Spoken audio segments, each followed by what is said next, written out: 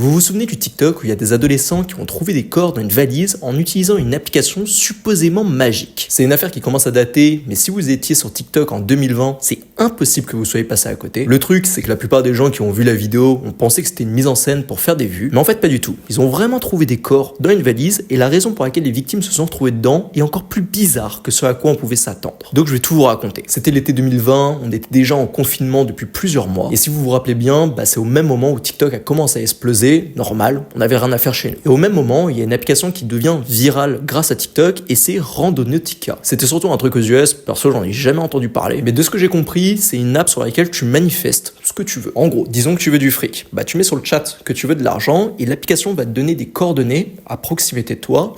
Tu vas y aller, tu vas trouver un billet de $20 par terre. Comme par magie, comme ça. Donc, ouais, c'est littéralement le concept le plus américain qui puisse exister. À l'époque, il y a plein de TikTokers qui font des vidéos en utilisant l'appli Randonautica et toutes les vidéos sont ultra virales, ce qui fait péter l'app. Il y a des gens qui manifestent de l'argent, évidemment. Il y en a d'autres qui manifestent de la confiance en soi, et l'application les guidait vers un miroir, le genre de miroir sur lequel il y a écrit « Tu es magnifique ». Voilà, c'était le genre de truc. Mais les vidéos les plus virales avec cette app, c'était des gens qui manifestent quelque chose de paranormal, de surnaturel ou de flippant. Alors, est-ce que l'app marche vraiment? Sûrement pas. Mais du moins, est-ce que la majorité des vidéos étaient mises en scène pour faire des vues? Clairement, il n'y a aucun doute. Mais le 19 juin 2020, il y a un groupe d'adolescents à Seattle, dans l'état de Washington, aux US, qui décide de faire un TikTok avec cette application.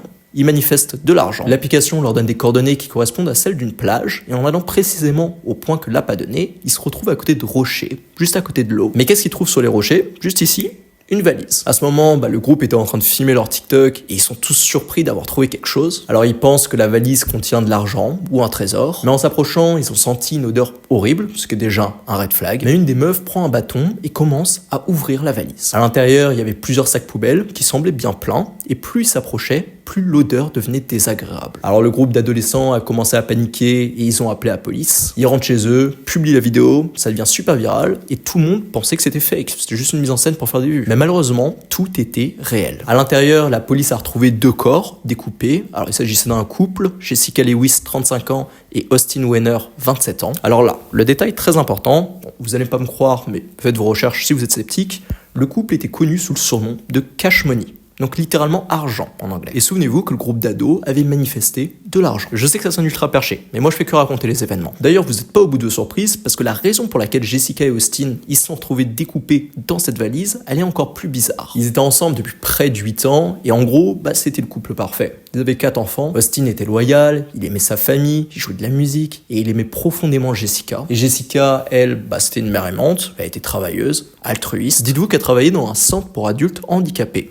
C'est un taf extrêmement dur, ce qui prouve qu'elle avait vraiment un grand cœur. Mais bon, Jessica et Austin ont été abattus puis démembrés. Austin a reçu une balle, Jessica en a reçu 7. Juste avant les faits, ils vivaient dans un tout petit appartement à Seattle. Ils louaient à un homme nommé Mike Dudley. Et quand personne n'a eu de nouvelles d'eux pendant un moment, la famille est allée voir le propriétaire. Et Mike Dudley leur a précisé qu'ils étaient partis il y a quelques jours, mais qu'ils savaient pas où est-ce qu'ils étaient maintenant. C'était assez étrange parce que la famille, en allant voir le proprio, dans la résidence où ils vivaient, il y avait des affaires dans la poubelle de Austin et Jessica. Donc très vite, les soupçons de cette affaire sont portés sur le proprio, surtout que c'était un secret pour personne qui ne s'entendait absolument pas. Pendant le confinement de 2020, il leur fait payer plus de $1 500 pour un petit appartement minuscule, et donc parfois le couple est en retard pour payer le loyer, ce qui provoque des grosses embrouilles avec le proprio. D'ailleurs, si on jette un coup d'œil dans le passé de ce proprio, Mike Dudley, on a des détails qui sont vraiment inquiétants. Il a été accusé d'agression dans le passé, il y a aussi plusieurs de ses ex qui l'ont accusé de violence physique et autres, des trucs que je peux pas prononcer ici.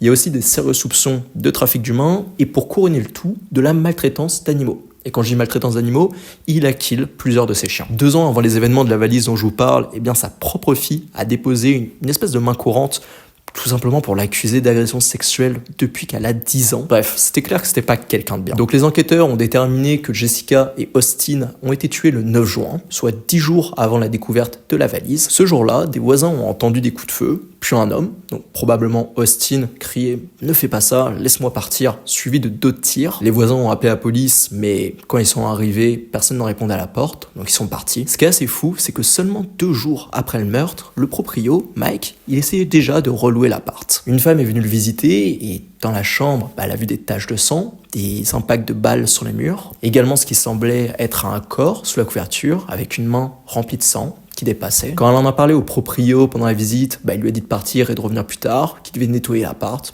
ultra louche. Pourquoi elle n'a pas appelé la police immédiatement? J'en sais rien. Mais bon, il a fallu que ce soit ce groupe d'ados qui retrouve le corps dans une valise. 2 mois plus tard, la police obtient un mandat de perquisition, donc ils vont dans l'appart, ils trouvent les impacts de balles, du sang d'Austin et une arme dans le camion de Mike qui correspondait à l'arme du crime. Il avait complètement nettoyé l'appart, il avait même repeint les murs. Donc le lendemain, Mike Dudley, à ce moment-là 62 ans, a été arrêté pour meurtre sur Austin et Jessica. Et la raison serait toute bête, juste un conflit lié au loyer. Il nie toute implication. Mais en avril 2023, il est reconnu coupable et condamné à 46 ans de prison.